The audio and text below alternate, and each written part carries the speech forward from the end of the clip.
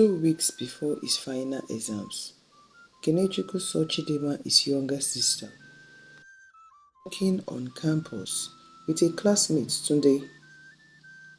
He stormed toward them, grabbed Tunde by the collar, and began stroking him. Chidinma screamed, "Let him go! He's asthmatic." But Kenechukwu wouldn't listen. His rage blinded him until Tunde collapsed, gasping for air. By the time Kenechukwu released him, Tunde lay lifeless on the ground. Chidinma screamed for help. Students gathered and rushed Tunde to the school clinic. But it was too late. The doctor pronounced him dead on arrival. Once upon a time, in a small Nigerian town, there lived a young girl named Chidinma, the cherished only daughter in a family of 4 boys. Being the fourth born and only girl, Chidinma was doted on by her parents and brothers alike. She was the Ada of the family, and her presence was a source of pride and joy. Among her brothers, the second-born, Kenechukwu, seemed to show her a special kind of attention. At first, constant closeness was seen as a sign of sibling affection. He always wanted to sit next to her, share meals with her, and even sleep in her room, a request their parents denied him, explaining she is a girl and she needs her privacy. As the years passed, Kenechukwu behavior towards her grew more concerning.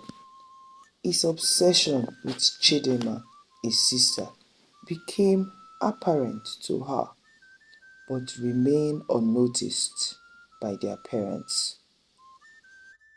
Her 14th birthday, their eldest brother, Obina, placed an arm on Chidinma's shoulder for a family photo. Kenechukwu shouted, "Don't touch her like that. She's our only sister." His outburst was met with laughter by their parents, who thought it was a harmless overreaction.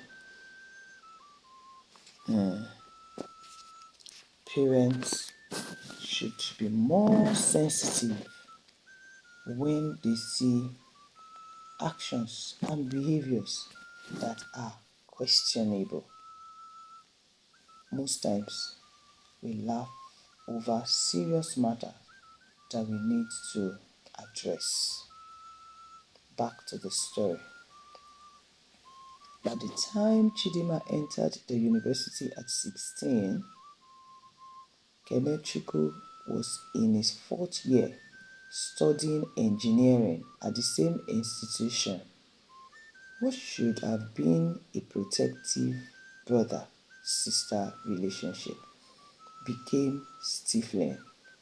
Kenechukwu monitored her movements, questioned her friendships, and warned off any male who dared approach her or walk with her. During one semester, Chidinma confided in her parents about her brother's behavior. "Mom, I don't like Kenechukwu. He's always trailing me. I don't like the fact that he's always quarreling with my male friends. It's suffocating. I've never seen him with a girl. Why is he always hovering around me? Their father dismissed her concerns. You're lucky to have a brother who protects you, he said. But Kenechukwu, you should ease up. Let her have some space. Kenechukwu nodded, but ignored the advice. Afternoon at school, Chidinma was with two of her classmates, a male and a female friend. They were walking through the motion ground on campus.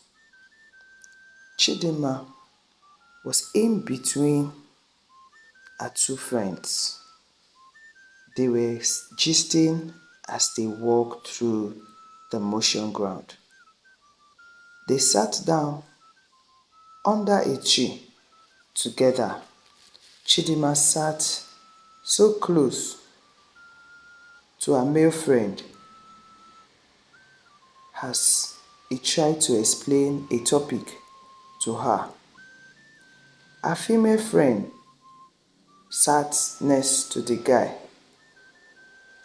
Kenechukwu had followed them and on getting close gave the male friend a hot slap.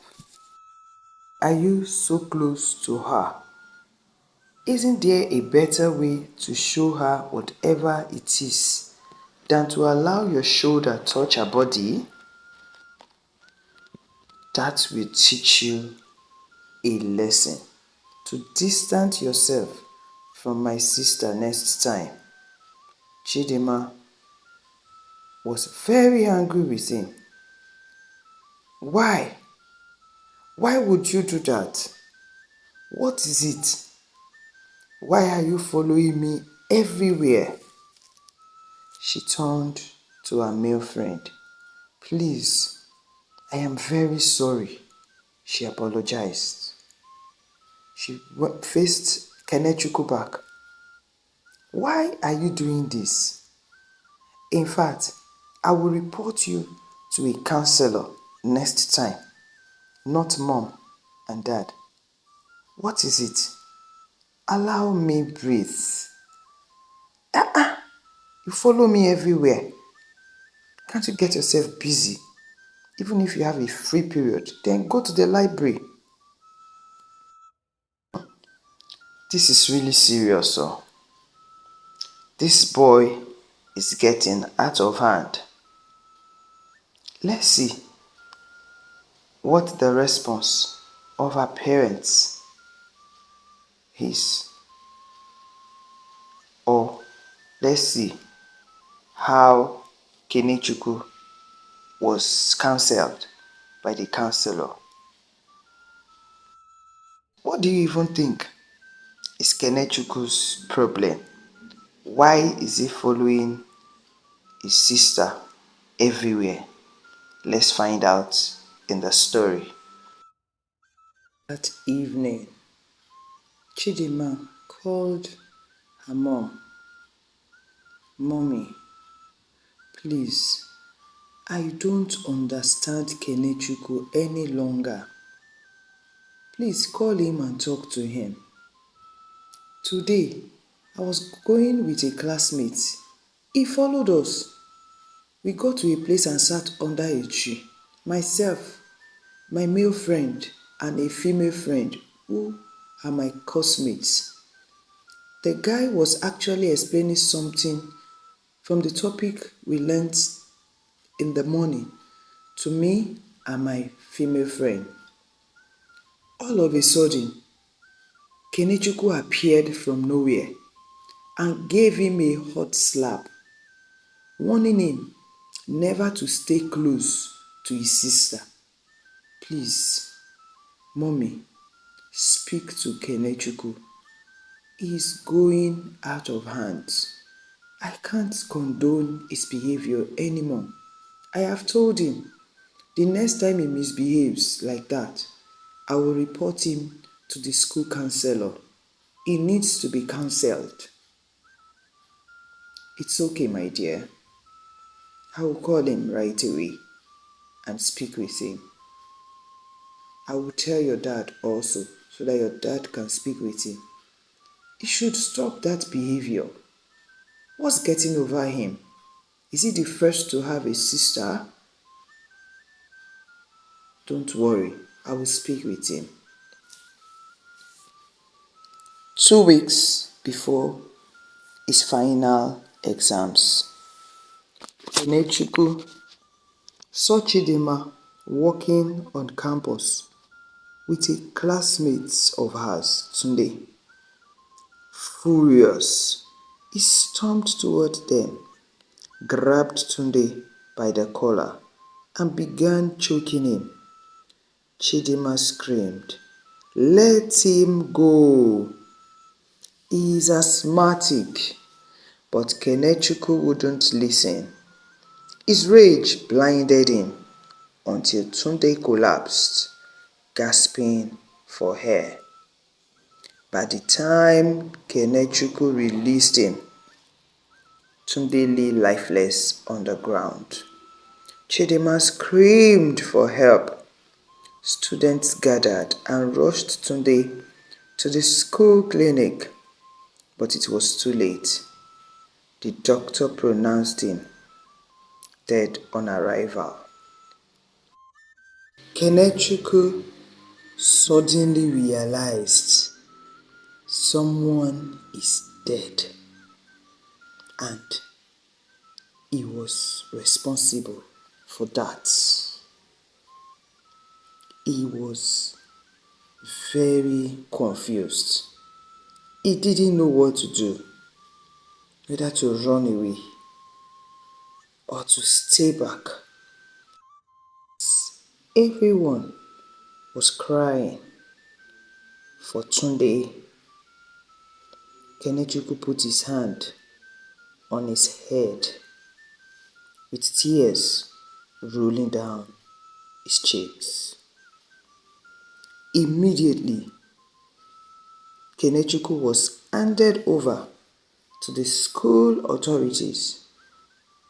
When asked to explain his actions,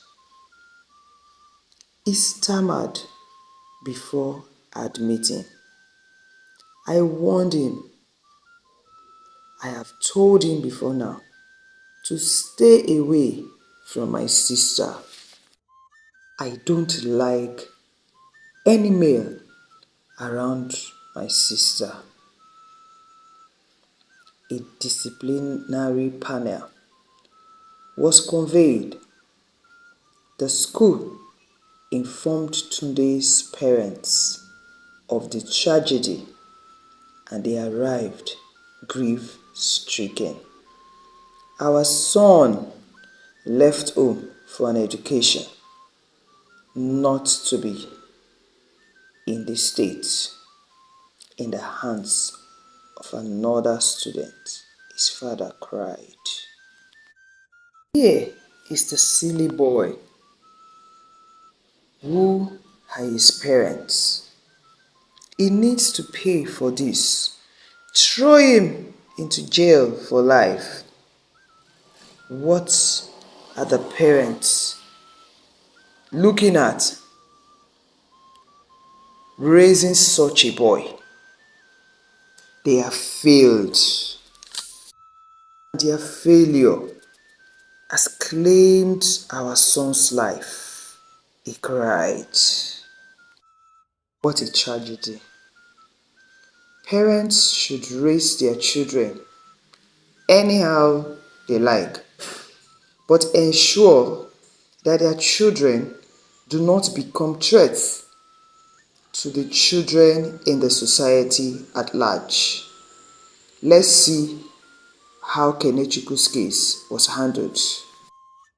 The university expelled Kenechukwu and handed him over to the police for further investigation. He was charged with manslaughter. During his trial, psychologists who assessed him revealed that He was suffering from obsessive compulsive tendencies and an unhealthy attachment to his sister. Chidima's testimony was pivotal in unraveling the depths of his obsession. She recounted years of controlling behavior of his brother and her parents' failure to address it. I tried to tell them, but they didn't see it, she said tearfully. Tunde's parents demanded justice.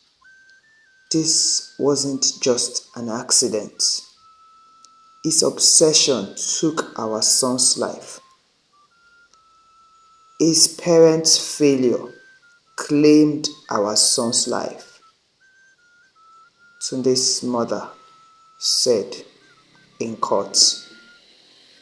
The judge sentenced Kenechukwu to 10 years in prison with mandatory psychological counseling.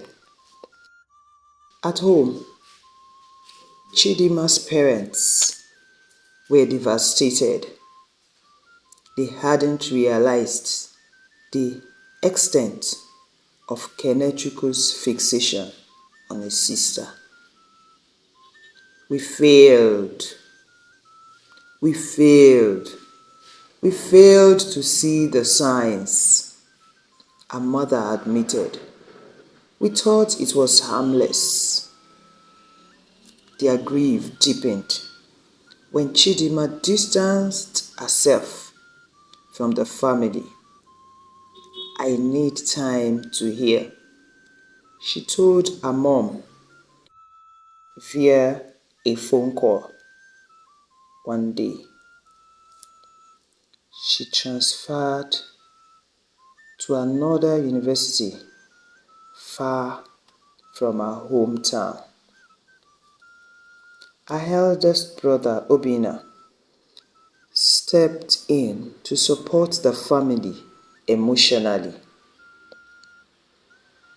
We need to learn from this, he said to his parents. Kenechukwu's actions were wrong, but so was our failure to address his behavior.